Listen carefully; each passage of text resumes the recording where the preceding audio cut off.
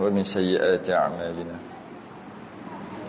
من يهده الله فلا مضل له ومن يضلل فلا هادي له أشهد أن لا إله إلا الله وحده لا شريك له أشهد أن سيدنا محمدا عبده ورسوله اللهم صل وسلم وبارك على سيدنا محمد الفاتح لما أغلق والخاتم لما سبق ناصر الحق بالحق والهادي إلى صراطك المستقيم صلى الله عليه وعلى آله وأصحابه حق قدره ومقداره العظيم اللهم نور بالكتاب بصري وأتلق بلساني واشرح بصدري واستعمل به جسدي بحولك وقوتك فإنه لا حول ولا قوة إلا بك سبحانك لا علم لنا إلا ما علمتنا إنك أنت العليم الحكيم ولا حول ولا قوة إلا بالله العلي العظيم أما بعد الحمد لله kita sambung kitab Al-Jauhar Al-Mawhub. Ini perbahasan yang terakhir berkaitan dengan azan dan iqamah ataupun bang dan qomat. Orang Melayu kata bang dan qomat, yang mana kita berhenti kat muka surat 45 Jawi, Rumi 96. Rumi 96, ya, Jawi 45. Kita tengok yang mana kita bahas sebelum ni, kali terakhir sebelum ni, berkaitan dengan bacaan ketika okey, yang terakhir, bacaan ketika jawab selesai daripada bang tu, bahasa lama tu bang tu azan lah, atau qamat. Dia kata kat sini hendaklah mengucap selawat. Ini perbahasan lepas ni, kita tengok sikit. Mengucap selawat dan salam atas Nabi sallallahu alaihi wasallam, kemudian dibaca doa ini. Kita, kalau kita duk perhati, orang tak buat ni, sebab tu dia agak rugilah. Malah kalau kita tengok dalam TV pun tak buat. Lepas azan, apa dia? Penghujung sekali, la ilaha illallah. Lepas tu kita la ilaha illallah Allahumma rabb hadhihi da'wati tammah, kita gitu. Sedangkan bukan gitu yang disebut ni, yang terbaik lah. Ini sunat, bukan wajib. Yang terbaiknya dia kata, sebelum baca Allahumma rabb hadhihi da'wati tammah tu, selawat dan salam. Jadi la ilaha illallah, kita kena ulang dulu kan sekali. Azan, muazzin, tukang azan Bilal dia sebut kan, kita kena ulang balik. Jadi bila la sekali ayat yang terakhir, seruan yang terakhir, la ilaha illallah, kita la ilaha illallah dulu. La ilaha illallah. Jangan Allahumma rabb hadhihi da'wati tammah, la ilaha illallah Muhammadur Rasulullah. Lepas tu sallallahu alaihi wasallam. Tu selawat dan salam. Jadi la ilaha illallah, la ilaha illallah Muhammadur Rasulullah sallallahu alaihi wasallam, Allahumma rabb hadhihi da'wati tammah. Itu yang diajar kita. Tapi kita perhati tak, kalau orang tu boleh tengok-tengok gitulah, tapi secara umumnya dia tak begitu. Dia tak selawat kat Nabi. Lepas la ilaha illallah terus Allahumma rabb hadhihi da'wati tammah dalam TV kan. Patutnya terbaiknya bukan macam tu. La ilaha illallah Muhammadur Rasulullah sallallahu alaihi wasallam, baru Allahumma rabbaha. Dan ditulis kat sini, dia bagi, kalau kita tengok ni, Allahumma rabb hadhihi da'wati tammah was salatil qa'imah ati sayyidina Muhammadinil wasilata wal fadilah wasyarafa wad darajatal 'aliyatar rafi'ah wa ba'athul maqaman mahmudan alladhi wa'adtah ya arhamar rahimin. Kalau kita biasa wa'adtah habis kat sini, kita sambung innaka la tukhliful mi'ad. Itulah kita biasa kita baca. Tapi dalam riwayat yang lain boleh baca macam ni, mahmudanil ladzi wa'adtah, mahmudal ladzi wa'adtah ya arhamar rahimin wa sallallahu ala sayyidina Muhammad wa ala alihi wa sahbihi wasallam. Boleh juga seteruskan kita punyalah, senang, tak payah hafal baru budak. Maqam mahmud alladhi wa'adtah innaka la tukhliful mi'ad. Itu pun cantik juga. Kerana apa? Innaka la tukhliful mi'ad tu cantik dah. Maksudnya engkau tidak memungkiri janji. Engkau iaitu Allah tidak memungkiri janji. Kenapa cerita pasal memungkiri janji pula tiba-tiba ni? Tak pasal pula kita lepas baca doa, dia panggil doa ni nama doa wasilah. Doa jawab azan tu namanya doa wasilah. Doa wasilah ni kenapa lah sekali ayat je innaka la tukhliful mi'ad. Sesungguhnya ya Allah engkau tidak memungkiri janji. Kerana Nabi dah janji. Allah janji dekat Nabi, Nabi janji kat kita. Allah telah berjanji pada Nabi kita untuk bagi satu maqam, satu kedudukan, satu pangkat maqam. Kedudukan nama maqam tu maqam Mahmud. Maqam Mahmudanil ladzi wa'ata, itulah maqam Mahmud. Maqam Mahmud ni dekat akhirat nanti dia duduk nombor satu. Kalau dia paling nombor satu lah. Dia duduk nombor satu. Ketua, segala ketua dekat akhirat nanti. Itu dah satu, macam kita kata raja lah. Allah lah raja sebenar. Tapi dari segi makhluknya, Allah dah janji nak bagi Nabi duduk jadi raja nombor satu, agung nombor satu. Dekat akhirat nanti. Nama tempat duduk, nama pangkat tu adalah Maqam tu bahasa kita makam tu maqam Mahmud. Mahmud tu terpuji. Satu kedudukan yang terpuji. Sangat terpuji, duduk nombor satu. Allah dah janji Nabi dah. Allah janji nak bagi. Bila Allah janji nak bagi, mestilah Allah tidak memungkiri janji. Sebab tu innaka la tukhliful mi'ad. Sebenarnya ya Allah kau tidak memungkiri janji. Garanti Nabi kita akan dapat satu kedudukan yang tertinggi. Okey. Bila Nabi dapat janji daripada Allah, Nabi tak lega aku, tak. Dia ingat kat umat dia. Maka cepat-cepat dia buat janji dengan umat dia. Kita lah ni. Dia buat janji, dia kata ni tengok ni. Kerana sabda Nabi SAW, barang siapa mendengar bang azan dan membaca ia akan doa ini, doa wasilah tadi, niscaya mengenai akan dia syafaatku pada hari kiamat. Mudah kata nanti ke akhirat nanti aku tolong dia. Aku jadi kabel dia.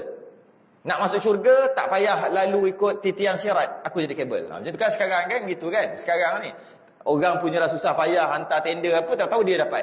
Itu kat dunia tak boleh. Tak boleh kabel. Syafaat kat dunia tak boleh. Potong queue macam mana boleh? Orang lain kena beratur, dia tak beratur. Kat dunia tak boleh. Marah kat orang. Tapi dekat akhirat boleh.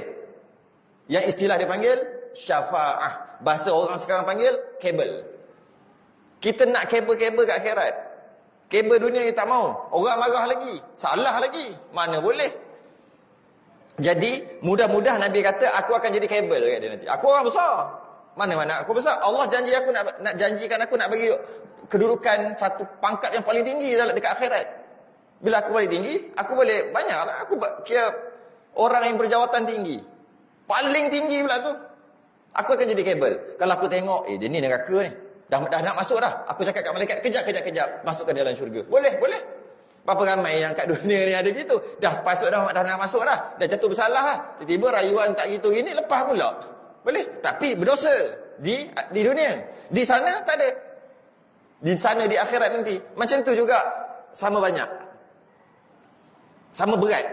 Sama berat. Nabi ambil serban dia, letak. Berat belah baik. Masuk syurga. Padahal sama berat. Kabel tu. Sama lah. Dia ni kalau nak kira syarikat dia tak apa-apa nak dapat projek ni. Tapi tu kawan aku. Senyap lah. Tak apalah lagi. Boleh dapat. Kabel. Tak boleh. Di atas dunia.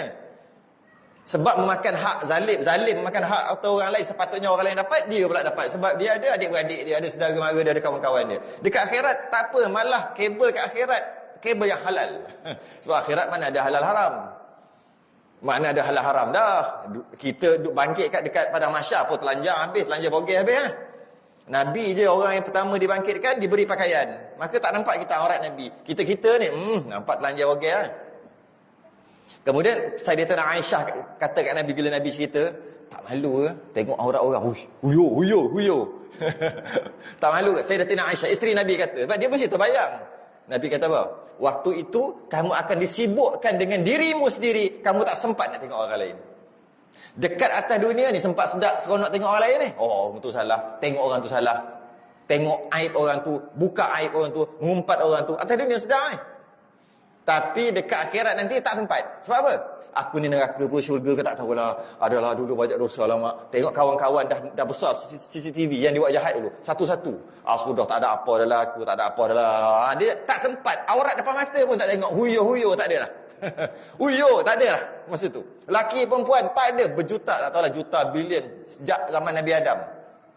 Sampai sekarang ada semua. Tak itu aja, binatang ada, tumbuhan ada yang akan menjadi saksi nanti. Binatang yang kena dera-dera tu semua ada balik nanti, dibangkitkan. Lepas dia jadi saksi, dia tak masuk syurga neraka binatang. Cuma dia ada dengan serabutnya, dengan ramai. Allah tak boleh nak kata. Perumpamaan satu jengkal matahari atas kepala, ada berpeluh, macam-macam perangai ada. Tak sempat nak tengok aurat dah waktu tu.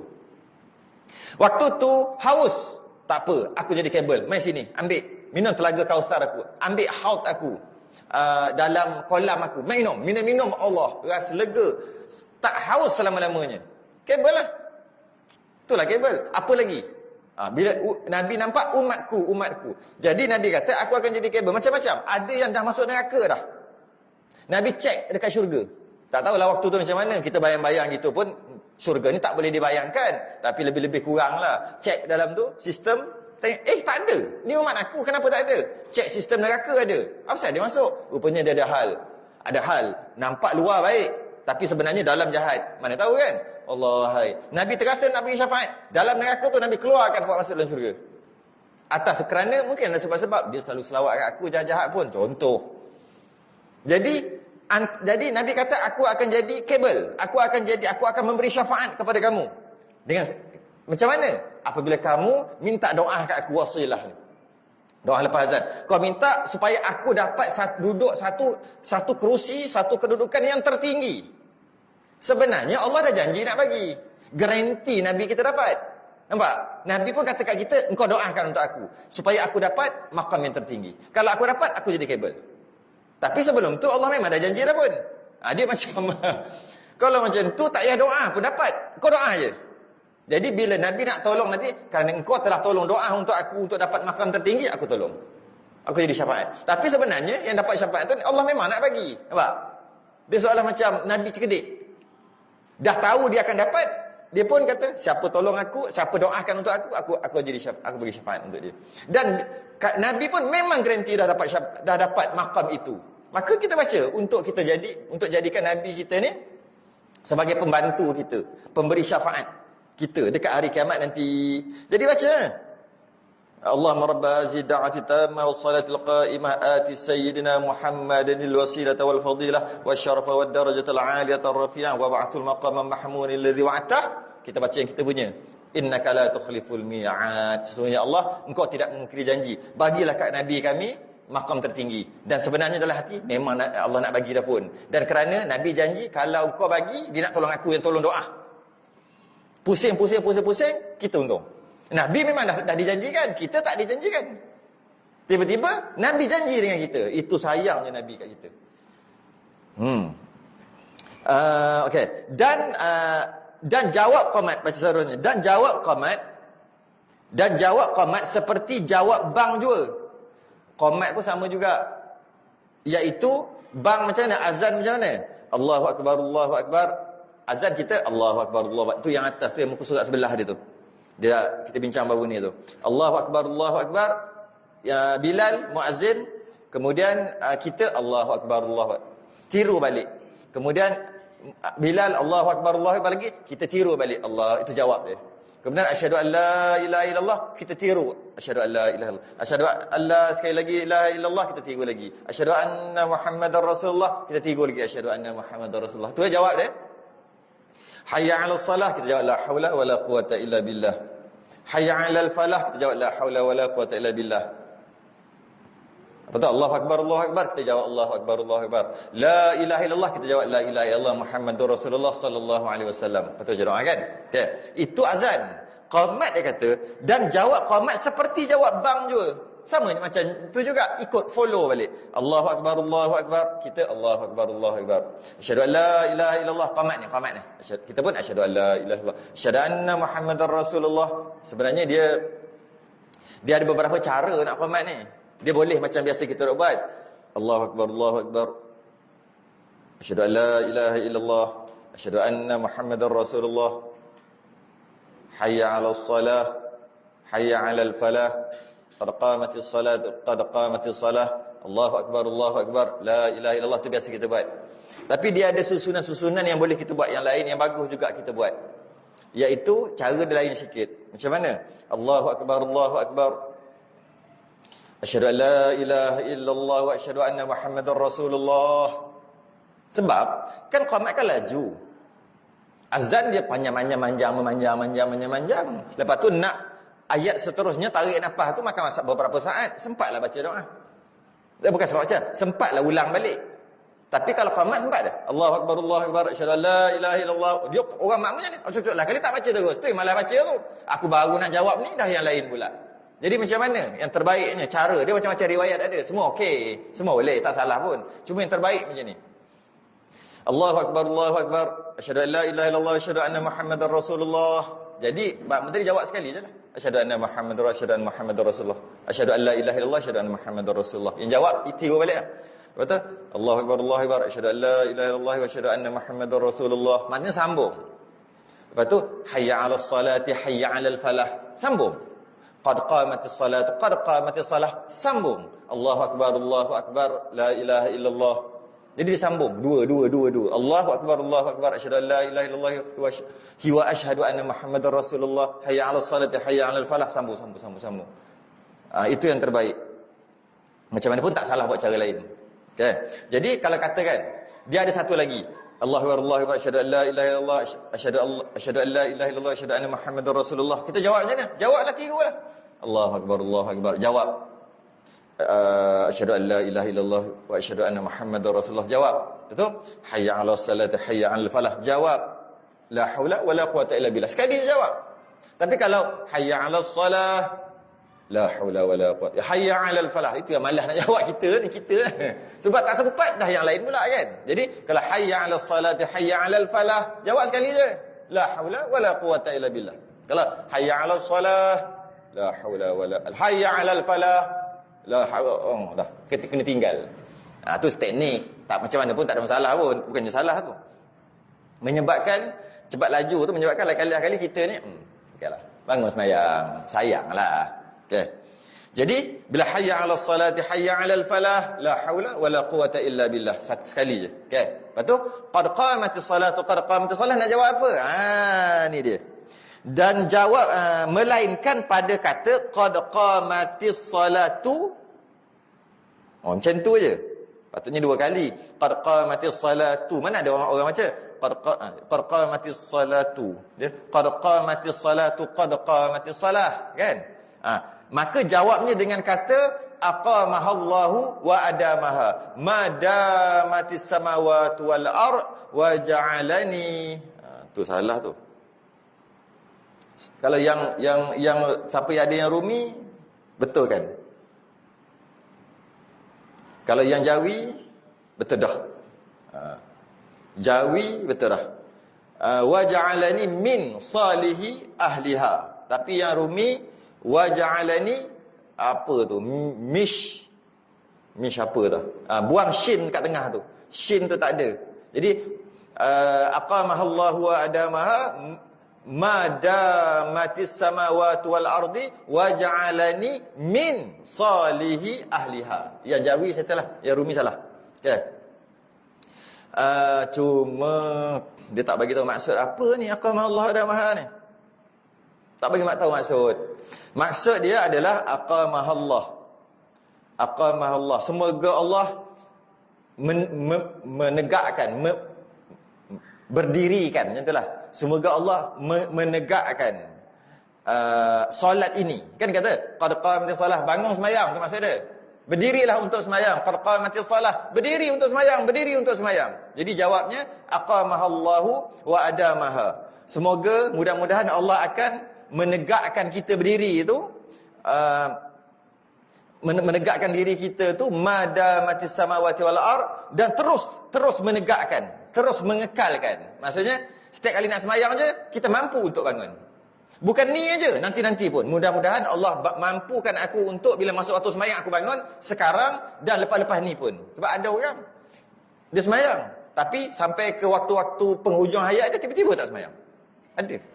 Saya jumpa depan mata. Masa depan mata tu berlaku. Dia dulu punyalah, ya Allah, hai. Jadi sikit masalah keluarga kita sikit, tak datang sampai ke sudah. Lepas-lepas tu tahu tak semayang lah. Sedangkan kita bertahun duduk macam ni, duduk ada-ada macam ni. Muda-muda semayang, tua tak semayang. Pelik. Ramai orang muda tak semayang, tua semayang. Itu biasa, itu normal. Dah pencen baru semayang, itu normal. Ini tak, dia semayang awal. Lama lepas tu tengok lain dah. Tengok dah naik Vespa. Rambut belah tepi. Dah pakai seluar apa benda yang seluar orang dulu tu. Seluar apa dia panggil? Seluar Yankee. Tu Pak Maon. Seluar apa tak pakai, nampak orang lama lain macam dah. Sebab ada masalah keluarga. Rupanya nak cari gila kat janda. Tak, maksudnya tak kisah. Kau nak gila kat janda tu masalah. Kahwin lah, jangan buat maksiat aja. Masalahnya kenapa tak semayang? Masalahnya dah elok-elok datang masjid surau, kenapa berhenti? Tak datang dah. Orang lain pun kahwin 2, kahwin 3 ataupun bercerai. Orang lain bercerai juga. Masjid surau kekal datang. Itu masalahnya. Jadi, maknanya Allah uji dia cara tu. Iaitu mula-mula sembahyang. Mula-mula, dia bukan naik Vespa. Dia naik lagi lama pada tu. Lamreta. Ni orang lama je tahu. Orang baru-baru ni tak tahu benda. Benda Lamreta. Lamreta. Tapi dah adik-beradik Vespa lah. Abang ti Vespa. Lebih kurang tu lah. Dia panjang sikit. Lamreta. Kita dah perhati apa tu, ada grup ramai-ramai pergi sana, pergi sini, buat macam orang muda naik motor besar. Dia motor kecil, dia motor macam tu. Tak semayang dah lepas pada tu. Lepas tu bercerai. Bercerai-cerai lepas tu tak semayang, tak datang masjid, tak semayang, dah tengok duk kedai kopi dah ada. Sedangkan dia orang kata bahasa kita sekarang regular customer masjid tu. Ni Lembah Kelang ni, mereka orang Pahang, jangan risau, orang Pahang tak ada panggil gini. Ni sana, geng sana, geng KL, geng Selangor mana. Mereka orang sana. Geng Pahang tak ada kot macam ni. InsyaAllah tak ada. Jadi maknanya, dia boleh mendirikan sembahyang ketika itu, selang beberapa tahun ada masalah sikit, dah tak boleh mendirikan sembahyang. Maka, kalau kita baca ketika qad qamatis salah, aqamahallahu wa adamaha. Mudah-mudahan Allah bangunkan aku, kekalkan aku untuk berdiri, dan lepas berdiri itu boleh berdiri sampai mati. Tu aqamahallahu wa adamaha. Ma damatis samawati wal ard. Sampai bila nak tegak berdiri bila dipanggil untuk sembahyang ni? Ni sehingga apa ni? Ma damatis samawati wal ard. Selagi adanya langit dan bumi. Mantap ayat dia tu. Selagi ada langit dan bumi, kita rasa apa? Selagi ada langit dan bumi, engkau akan ku cinta. Pui, batu kita pula. Ini tidak. Selagi ada langit dan bumi, ya Allah, tegakkan aku untuk sembahyang. Tu, minta Allah. Maknanya sampai kiamat lah. Tu maksud dia. Wa ja'alani, dan jadikan aku, tu salah tu. Min, daripada salihi ahliha. Jadikan aku golongan yang soleh dan ahlinya. Ahlinya, tu sembahyang. Sebab berdiri tu nak sembahyang. Tu elok baca doa ni. Qad qamatis salah, aqamahallahu wa adamaha. Ma damatis samawati wal ard wa ja'alani min salihi ahliha. Mudah-mudahan dengan kita baca macam tu, kita tak jadilah macam beberapa pengalaman-pengalaman yang saya pernah lalu dululah. Elok-elok datang sembahyang, tiba tak datang sembahyang. Sikit je Allah uji dia. Ada orang tengah kaya tak sembahyang. Bila sesak je datang sembahyang. Ada. Mujur sesak tu sebagai rahmat bagi dia. Kalau tidak, tak datang. Ada orang gitu. Dan ada juga orang miskin tak datang. Tapi bila dia kaya, dia datang. Macam-macam orang ada. Macam-macam jenis.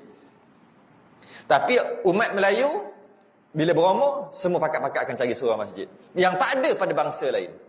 Tak ada. Bangsa Melayu, lara-lara, muda-muda pun, last sekali cari surau masjid. Last sekali. Itu mungkin doa tok nenek itu dulu. Bangsa Melayu, bangsa Nusantara. Last sekali, ujung-ujung pun, jahat macam mana pun, ujung-ujung akan datang surau masjid juga. Memang itu antara rahmat lah. Cuma kita bukan nak ujung-ujung je, nak bagi tahu biasanya begitu. Tapi ada je yang lain pada tu. Kata Imam Nawawi, sambung lagi. Kata Imam Nawawi di dalam Al-Azkarnya, kitab Azkar ni, apabila mendengar seorang akan bang, bila dengar azan atau qamat, padahal ia dalam sembahyang, ketika tu dia sembahyang, maka jangan dijawab akan dia di dalam sembahyang. Jangan jawab. Memanglah jawab ni penting. Allahu akbar, Allahu akbar, Allah asyhadu alla, memang penting, tapi jangan jawab dalam sebab duduk sembahyang. Maka apabila memberi salam, ia daripadanya, maka apabila memberi salam ia daripadanya. Maksudnya dengar azan, dengar, seteruskan semayang, jangan jawab sehinggalah dia salam. Lepas dia salam, maknanya habis semayang, menjawab ia seperti jawab orang yang tiada semayang. Maknanya kita Allahu Akbar, kita semayang rakaat kedua, tiba-tiba Allahu Akbar, jangan jawab, jangan apa.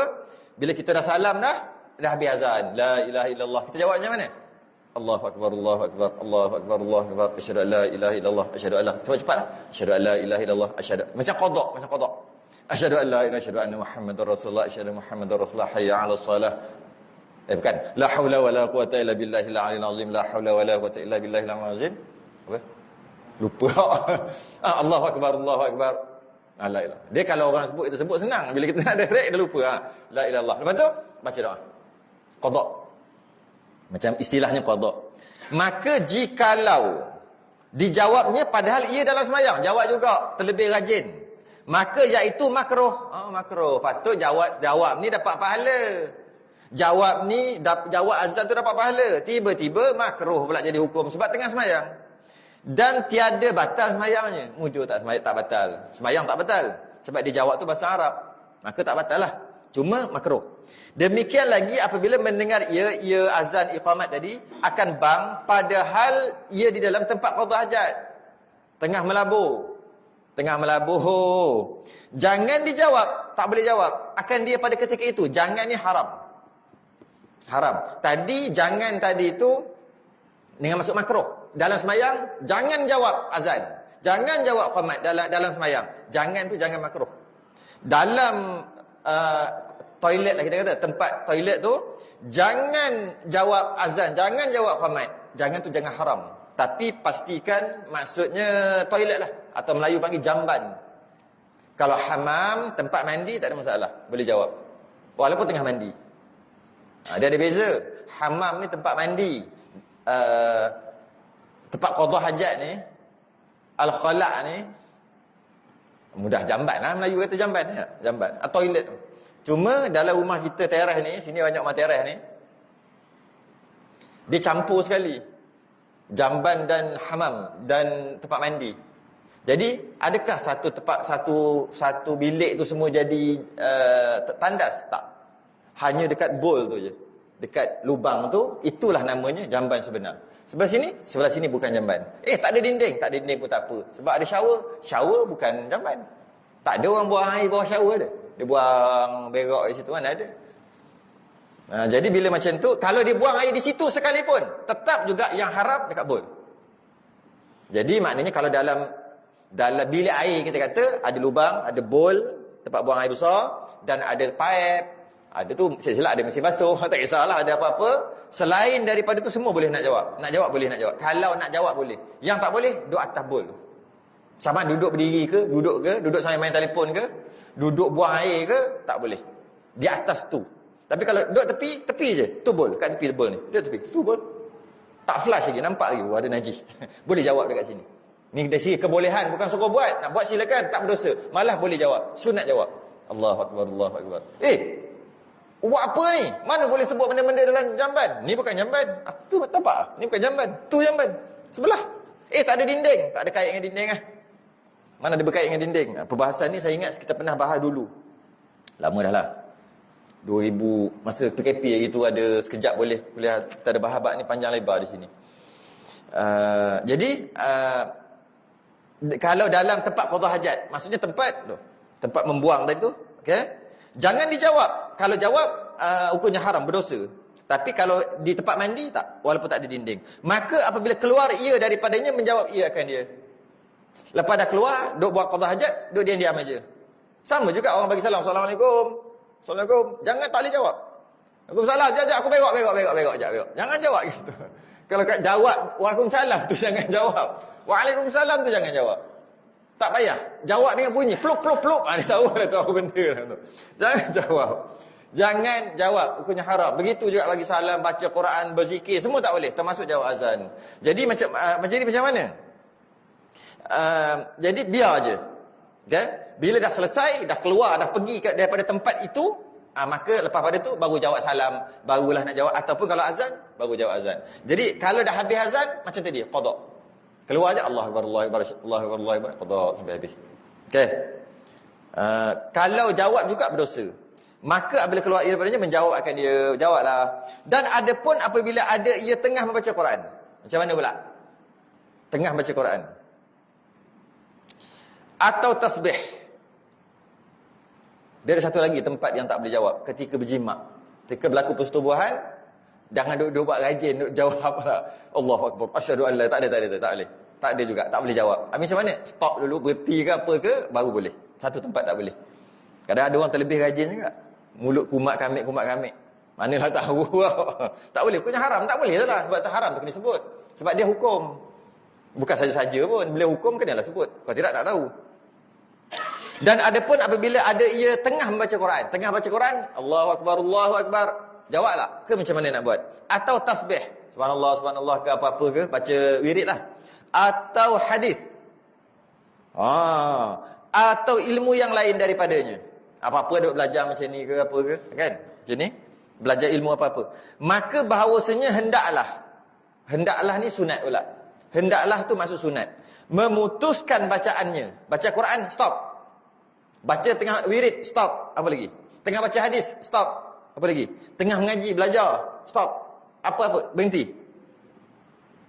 Dan menjawab ia akan bang. Jawab bang. Baca Quran pun. Ini kalamullah. Pahala besar baca Quran. Berhenti. Sunat Kalau tetap baca Quran, hukumnya dia panggil khilaful aula. Menyalahi yang lebih utama. Khilaful aula. Tak haram. Baca juga Quran. Bunyi azan, bercakap. Tak haram. Mazhab Syafi'i tak haram. Tapi kalau bercakap, makruh. Okay. Tapi kalau baca Quran teruskan, khilaful aula. Nak kata makruh tak sampai, nak kata harus, tak berapa nak harus sangat.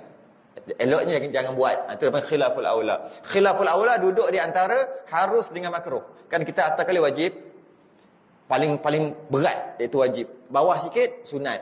Nak buat silakan, dapat pahala. Tak buat tak apa, tak berdosa kan? Sunat. Yang ketiga harus, bawah sikit. Nak buat tak dapat pahala pun. Tak nak buat pun tak dapat dosa pun. Tak ada apa pun. Harus. Bawah tu makruh. Kalau tinggal baguslah. Makruh kan. Tapi kalau tinggalkan jangan buat. Tapi kalau buat tak dosa, makruh. Tak dosa. Tapi kalau boleh jangan buatlah. Okay, itu makruh. Last sekali yang paling berat adalah haram.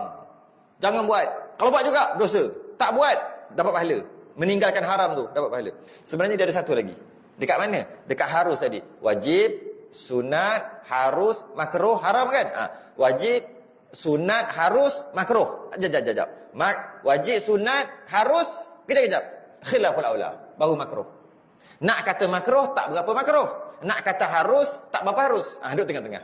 Dia khilaful aula. Bahasa Melayu kata, lebih baik jangan buat. Berdosa ke? Tak. Makruh ke? Tak. Sunat ke? Lagi tak. Boleh ke buat? Boleh. Macam tu, baik jangan buatlah. Dia tak berat. Kalau macam harus, buat. Boleh buat. Kalau makruh, eloknya jangan buat. Nanti makruh, kalau tak buat dapat pahala. Tu makruh. Habis khilaful aula di antara tu. Macam tu. Jangan buat. Lebih baik jangan buatlah. Aku nak buat juga. Suka hati lah. Tapi baik jangan buat. Kalau aku buat juga macam mana? Tak ada apa-apa. Dia tak berat. Tak seberat makruh, tak seringan harus. Duduk tengah-tengah. Jika baca Quran, azan, dia kekalkan baca Quran. Hukumnya khilaful aula. Tapi kalau bercakap, hukumnya makruh. Haram tak ada mazhab Syafi'i.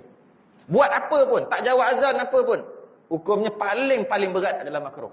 Dia tak pergi kepada haram.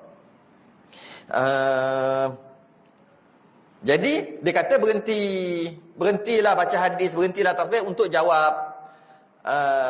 Dan menjawab ia akan bang. Kemudian kembali ia kepada bacaannya. Lepas tu nak baca Quran, sambunglah balik. Tapi jawab. Okay. Dan sekira-kira tiada menjawab hingga selesai bangnya. Kalau dia tak jawab, azan dia tak jawab. Tak berdosa kan tadi kan? Dengar je, tak jawab. Tak berdosa. Hingga selesai bang. Azan pun dah habis. La ilaha illallah, habis. Maka sunat dijawabnya kemudian daripada selesai muazzin daripada bangnya selama tiada panjang perceraiannya. Ni dia tak jawab sama ada sengaja atau tak sengaja. Kalau dia tak sengaja, dia tak boleh, dia sedang buat sesuatu, dia termasuk bilik air, maka dia tengah semayang, maka dia tak boleh jawab, dia tak jawablah azan. Bila habis nanti selesai masalah dia, jawablah macam qada tadi sebut tadi. Satu, itu kalau tak boleh nak jawab dalam bilik air. Tengah semayang. Kalau sengaja tak jawab, saja je. Dengar, tapi malah jawab. Adakah sunat ulat qada juga? Ya, sunat juga. Maknanya tak sama ada dia sengaja tak jawab azan, ataupun dia tak boleh jawab kerana sebab-sebab tadi. Dua-dua sunat jawab. Jadi, la ilaha illallah, qada. Bila macam mana? La ilaha illallah, dia boleh diam je. Hai, puas tak tahu nak buat apa Tadi azan tak jawab. Sengaja je, saja tak jawab. Kan dosa pun. Contoh dia kata gitu kan. Sunat bagi dia. Allahu Akbar, Allahu Akbar, Allahu Akbar, Allahu Akbar. Asyhadu an la ilaha illallah, asyhadu. Jawab. Apa ni? Macam qada. Dengan syarat, jangan lama sangat. Panjang perceraiannya. Panjang perceraiannya tak adalah 5 minit ke berapa, tak ada. Dia agak-agak. Agak-agak kalau dah setengah jam azan, jawab lama tak? Setengah jam. Lama. Pelik tiba-tiba. Kau apa hal? Kau nak jadi Bilal ke apa? Okey. Kalau 15 minit, panjang. Rasa panjang tak 15 minit? Kalau 10 minit, rasa panjang tak? 5 minit? Panjang lagi? 3 minit? Panjang tak? 2? 1? Panjang? Satu lah. Ikut lah. Dia bukannya ada minit, kita sendiri lah. Uruf lah.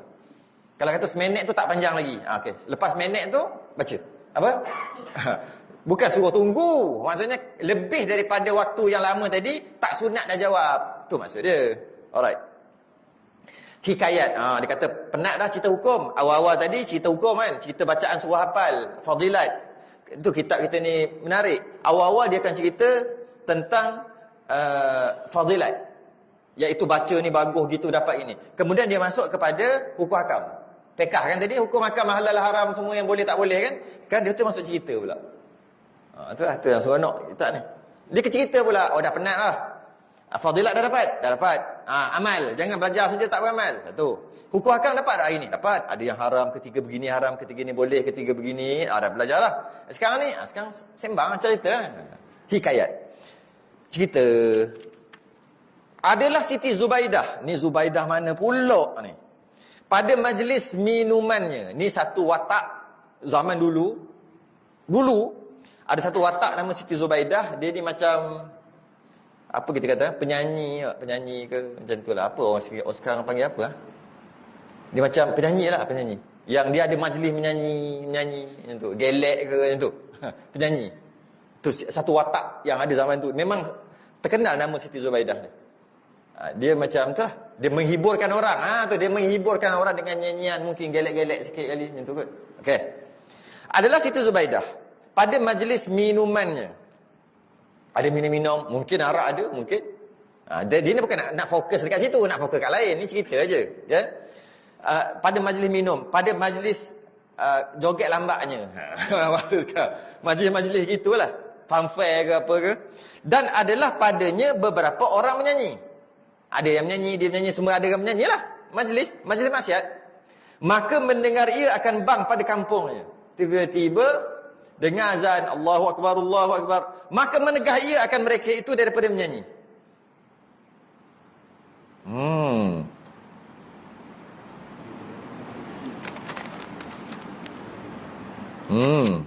Orang tu, dia tu orang buat maksiat lah. Tapi Islam buat maksiat lah. Cuma tahap maksiat tu dia tak cerita lah kan. Tak cerita tahap maksiat tu haram ke ataupun tak, tapi dia nak bukan cerita yang tu, nak cerita yang lain. Jadi maka mendengar ia akan bang pada kampungnya, maka menegah ia akan mereka itu daripada menyanyi hingga selesai orang bang daripada bangnya, sehingga berhenti, sehingga habis azan. Maka menjawab ia akan seumpamanya. Maka dia masa azan tadi dia jawab, "Iyalah, azan." Atau tu majlis dia. Mungkin kalau bukan dia gelek, bukan dia menyanyi pun majlis dia. Ada buat minum-minum, makan-makan. Lepas tu dia panggil penyanyi. Begitulah. Okay? Kita jangan fokus sangat kat situ. Nanti faham benda lain pula. Kita bukan nak fokus situ, kita nak fokus benda lain. Okay? Saya bimbang juga ni. Sebab kita ni, dia kalau salah, bukan salah faham, dia jadi lain. Tak ni. Dia kena faham kat mana fokus dia tu. Mungkin majlis dia, tapi dia tak menyanyi. Dan dia panggil penyanyi. Sebab tu dia boleh berhenti. Sekejap. Azan. Dia pun berhenti, dia dengar azan. Kan biasa kan orang macam tu orang dulu kan. Orang sekarang tak dah. Dia jalan orang dulu kata, azan. Orang budak-budak ataupun yang jahat-jahat. Kalau azan, saya ingat dulu lagi. Balik masjid. Dia tu Allah jahat lah kena cerita orang kampung tu. Bila lalu kat masjid tu, dia matiin jin, takut bising. Sebab tengah ada bacaan Quran apa, dia slow. Jauh sikit, baru jalan balik. Orang dulu. Orang sekarang depan masjid, dia pereh. Orang dulu jahat pun dia respect. Dia respect Pak Imam, Ustaz, Imam, dia respect. Orang sekarang, Pak Imam pun kena selipar, kena kasut. Mujur orang tu pandai elok. Syah, ada silat agaknya. Kalau tidak, itu sekarang. Itu sekarang. Dulu tak orang respect. Jadi dia pun respect lah dekat azan tadi. Kata, kejap. Diam. Dia pun jawab satu-satu. Sehingga habis. Lepas habis, okey, sambung balik nyanyi. Macam tu. Minum. Okey. Maka tak kala matilah Siti Zubaidah ni. Matilah dia. Dilihat akan dia oleh setengah daripada orang yang salihin di dalam tidurnya. Bila dia meninggal, ada orang soleh, wali waktu tu. Ni cerita lama ni, 1000 tahun ke macam tu lah. Saya tak sempat nak cek Siti Zubaidah ni. Dia macam, di zaman Abu Nawas. Berapa tahun tu? Zaman Abu Nawas. Khalifah Harun Ar-Rashid. Itu hikayat-hikayat. Sebab tu namanya hikayat. Nak percaya? Percaya. Tak nak percaya? Sudah. Gitu. Bukan akidah. Lepas tu dia panggil hikayat. Abu Nawas tu kan? Harun Ar-Rashid tu. Zaman tu lah. Berapa ribu tahun lepas? 1000 ke 800, 900 ke? Saya pun tak sempat nak cek bila. Okay? Kemudian wali waktu tu, orang soleh waktu tu tidur. Dia meninggal. Siti Zubaidah meninggal. Dia tidur. Bila dia tidur, dia mimpi Zubaidah ni. Orang alim tadi ni. Dia mimpi Zubaidah. Hai Zubaidah, apa perbuat Allah Ta'ala akan dikau? Allah hukum apa engkau? Kau dulu kan nyanyi-nyanyi apa semua ni. Katanya, diampuni akan daku Tuhanku. Allah ampunkan aku. Dia kata. Katanya, dengan sebab engkau perbuat kolam yang engkau gali di jalan Mekah dan Madinah. Sebab dia ni baik juga. Dia adalah buat benda-benda baik. Iaitu dia gali kolam dekat Mekah ke Madinah. Tengah-tengah tu dia gali untuk orang yang datang nak pergi Mekah waktu tu, dapatlah guna air tu. Orang baik lah. Macam sekarang kan. Joget. Joget, tetap joget, gelek bukan main, pakai seksi. Tapi bagi kat budak tahfiz. Contoh kan. Bagi kat masjid. Masjid pun risau nak ambil duit dia. Bagi, baik, itu bab lain. Dia punya maksiat, dia dengan Allah. Yang dia bagi ni ambil lah. Macam tu lah kan. Dia biasanya gitulah. Gelek, dahaurat, nyanyi, berlakon. Tapi, adalah kebaikan yang dia buat. Alright? Yang ni Siti Zubaidah ni dia gali kolam untuk orang nak pergi haji tu boleh singgah. Baik tu, bagus tu. Okey. Katanya tiada. Bukan sebab tu yang Allah ampunkan aku, bukan sebab tu. Habis tu sebab apa? Maka bahawasanya adalah demikian itu beberapa harta yang bercampur. Rupanya harta yang dia buat tu bercampur halal haram. Memang pun. Kalau dia jual minuman yang halal lah hasilnya. Kalau ada arak, jadi haram. Tapi kalau dia jual semua minuman halal. Tapi kalau dia joget, dia kan syubhah dekat situ. Dengan sebab joget dia tu, nyanyi dia tu, orang beli air walaupun air tu halal. Habis jual beli tu halal. Tapi orang beli sebab nak tengok joget. Dia jadi bercampur-campur gitu, kata Zubaidah. Jadi duit tu jadi kolam tu tak dapat pahala, tak dapat sebab bercampur. Habis pahala orang pergi Mekah Madinah tu dapat kat siapa? Maka dijadikan pahalanya bagi empunyanya.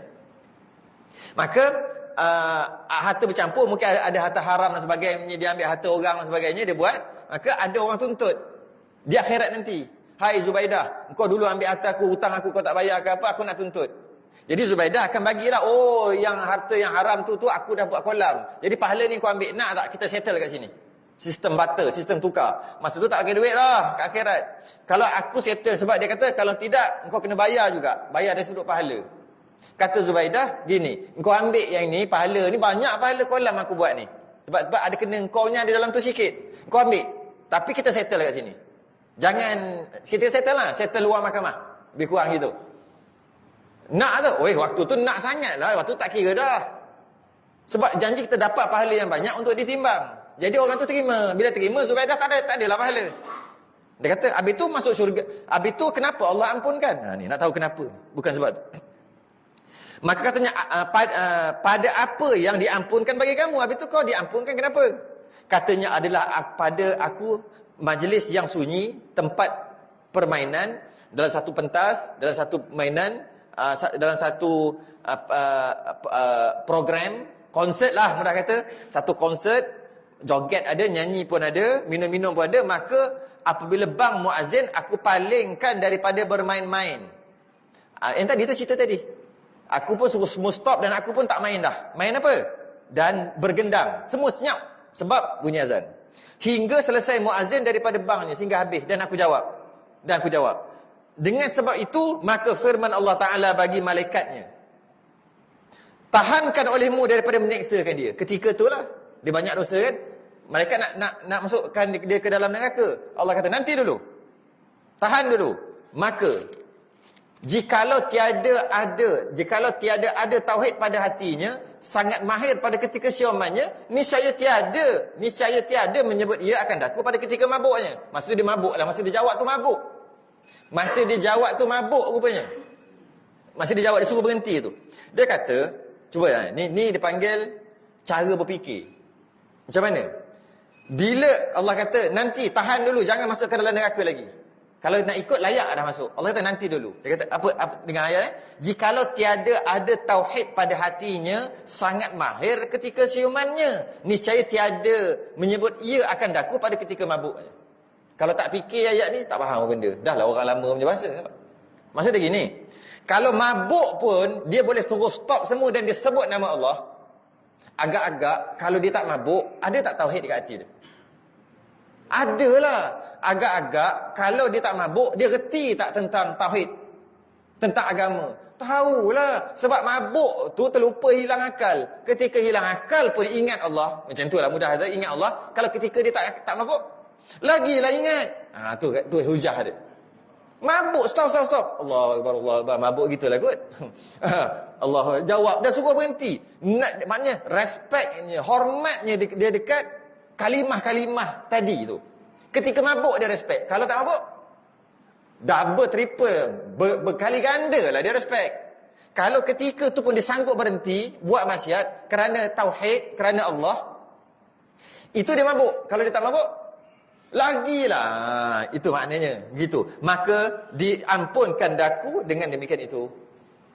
Dia nak ambil fadilat tu, iaitu besarnya fadilat jawab azan dan baca doa tadi, sehingga kan Allah balas besarnya, walaupun dah memang neraka dah, tetap juga Allah balas baik. Tu maksud dia. Jadi itulah fadilat. Okey. Yang ni saya baca lah, ni tak ada apa lah, kita nak habiskan ni. Wa qala sallallahu alaihi wasallam, ni lain dah. Salasatun fi dhillil arsy yauma. Oh, tak boleh. Panjang sangatlah bab ni. Dia memakan masa lebih kurang 15 minit. Banyak. 15 minit ni habis ni. Saya ingat nak habis kan. Oh, banyak lagi ni. Banyak lagi. Kena stop dulu. Banyak sangat. Kalau tidak dia habis tengah. Bila habis tengah nanti naik tak cukup pula. Akan datang kita akan bahas berkaitan dengan, saya ada kelas satu lagi sebenarnya dekat ayat 15 ni. Jadi akan datang kita akan bahas berkaitan dengan 3 golongan yang di bawah naungan Arash. Antara salah satunya yang muazzin tadi. Tu dia nak bincang, tapi nantilah. Dan orang baca apa ni? Tabarakalladzi, surah Al-Mulk, baca sebelum apa tu? Sebelum tidur. Tu ada ni fadilat-fadilat. Baca pula berapa kali sebagainya. Ada cerita berkaitan dengan tu. Masih lagi bab azan, cuma dia masuk dalam bab tu juga. Lepas tu dia kata kalau yang jadi muazzin jangan ambil upah. Ada tu. Saya nak ambil poin-poin untuk akan datang, bukan nak baca pun. Panjang bab ni. Jangan ambil upah. Kalau ambil upah harus boleh, tapi kalau tak ambil upah besar pahala dia. Apa lagi? Itulah antara poin yang akan datang. Kita akan bahas 3 di bawah naungan Arash. Maksudnya bila kiamat nanti, bumi hancur, semua hancur. Ketika tiupan sangkakala yang kedua, semua hancur. Yang tak hancur ada 10 saja. Dan kita pernah bahas kat sini dulu. Saya sebut, pernah bahas, saya tak ulang balik. 10 perkara bila tiupan sangkakala tak mati, tak hancur. Antaranya arash, kursi, syurga, neraka, Nabi Idris tak hancur. Ketika tiupan sangkakala kedua, kenapa pula Nabi Idris tak hancur? Saya dah cerita dah lepas. Sebab tu kena datang. Daripada perkara yang lepas jangan dikenang, panjang pula cerita nanti. Banyak yang tak hancur. Bidadari tak hancur walaupun tiupan sangkakala. Saya sebut yang kedua tadi. Bukan yang kedua, yang pertama. Bila berlaku tiupan sangkakala yang pertama, semua hancur. Kullu man 'alaiha fan. Semua akan binasa ketika tiupan sangkakala yang pertama. Wa yabqa wajhu rabbika dzul jalali wal ikram. Yang kekal hanya Allah. Yang lain semua hancur. Sebenarnya Allah kekalkan juga 10. Antaranya ajbuz zanab. Apa ni ajbuz zanab? Tulang? Bukan subi. Boleh lah, betul lah tu. Tapi yang tepatnya tulang tongkeng. Betul? Bisa dengar? Tongkeng. Betul saya sebut. Belakang ni straight ujung tu. Ni kalau terjatuh, regak gitu, Allah sakit gitu. Dia tulang lembut, macam tulang ayam yang lembut tu, yang boleh makan putih tu, tulang lembut ujung. Namanya ajbuz zanab. Halus sangat. Tengok pakai kanta pun tak boleh. Halus. Nama biji, bukan biji lah. Biji tu ada panggil, ataupun tulang tu dipanggil ajbuz zanab. Tulang tu juga ketika tiupan sangkakala yang pertama tak hancur. Ada. Tak hancur. Ada 10 perkara yang tak hancur. Antaranya aras lah. Tak hancur. Kenapa tak hancur tulang ajbuz zanab kat belakang punggung? Bukan punggung, daripada tulang belakang straight sampai ke punggung tu. Dia antara sulbi wa taraib. Sulbi dengan taraib ada satu, ujung tu ada satu namanya ajbuz zanab, satu tulang atau satu benih lah kita kata gitu. Dan bila tiupan sangkakala yang pertama, dia tak hancur. Tak hancur. Begitu je lah. Ketika tiupan sangkakala yang kedua ditiup, nak bangkit dah pula bicara lah. Berapa lama tu? Di antara yang pertama yang kedua, ribu tahun. Di antara tiupan sangkakala pertama semua musnah, dan yang kedua ribu tahun. Ketika tiupan sangkakala yang kedua, nak hidupkan balik. Macam mana hidup? Allah turunkan umpama hujan, macam hujan. Tapi wallahualam macam mana? Tak boleh nak bayang. Kena dekat ajbuz zanab tadi. Macam air tak air, macam hujan lah. Bila kena kat ajbuz zanab, dia seumpama benih, dia naik. Jadi orang. Macam mana dia mati, macam itulah dia akan bangkitkan. Dia mati umur 60 berkorban, dia bangkitkan umur 60 berkorban juga. Dia mati umur 7 tahun, bangkit umur 7 tahun. Daripada ajbuz zanab. Itu macam benih lah. Kalau dia jenis berjalan laju, kita akan dengar tapak kaki dah jalan laju. Aku biasa dengar orang berjalan macam ni. Ni kawan aku. Tengok, oh iya. Allah kembalikan cara. Kalau dia jenis bercakap tergagap-gagap, Allah kembalikan balik. Itu macam biasa. Rasa jiran aku tu. Lah, aku dengar gagap-gagap tadi. Allah kembalikan dengan gagap-gagap sekali. Semua Allah kembalikan balik. Dalam keadaan telanjang lah. Allah kembalikan balik semua. Cara jalan, cara semua Allah kembalikan balik. Waktu tu. Cuma anggota yang terputus, semua sambung. Anggota yang terputus, masa tu sambung. Katalah dia aksiden, hilang tangan. Kecil manis, hilang kaki. Nanti, dia bukan tak ada kaki, dia akan kaki. Ada sambung balik lah. Sempurnakan balik, jadi sempurna. Rambut-rambut, Imam Ghazali kata, Allah sambungkan balik daripada sejak lahir sampai mati. Sambung balik. Imam Ghazali kata. Panjang mana tu agak-agak? Wah, kita pegang. Egek rambut. Tak tahu panjang mana. Sebab tu, Imam Ghazali katalah ni. Ini pendapat Imam Ghazali. Kalaulah terputus, tercabut rambut, sama rambut, kuku, bulu, yang tercabut ni, yang boleh dikerat, yang boleh tercabut ni.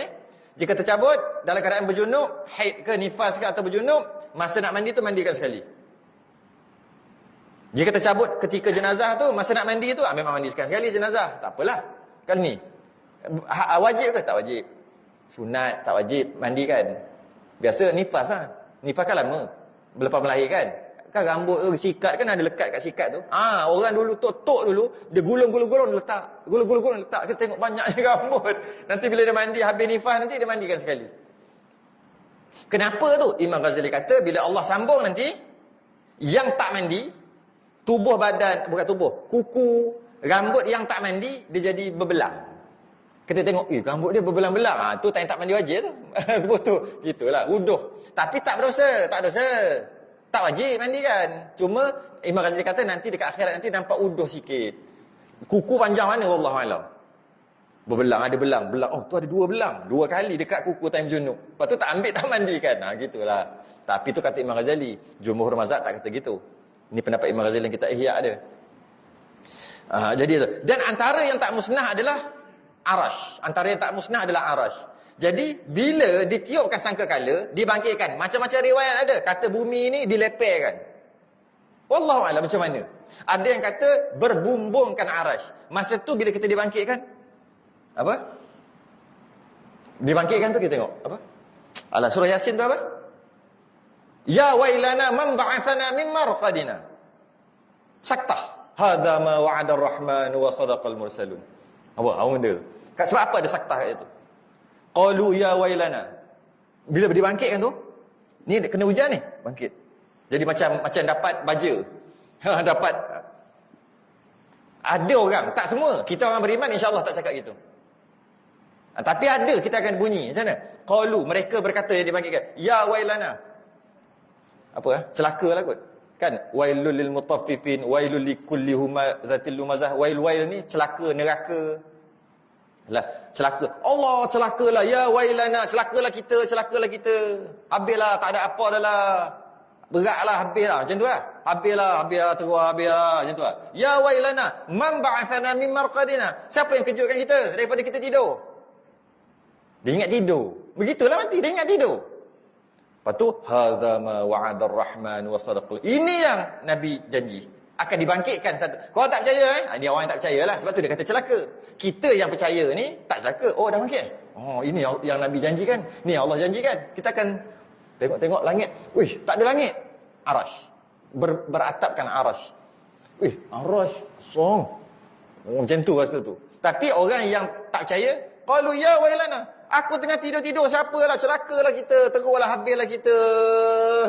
Celakalah kita. Kenapa dia kata? Sebab dia tak percaya dulu. Sebab tu, saktah kat situ. Saktah tu menandakan, ialah saktah tu berhentilah tanpa tarik nafas.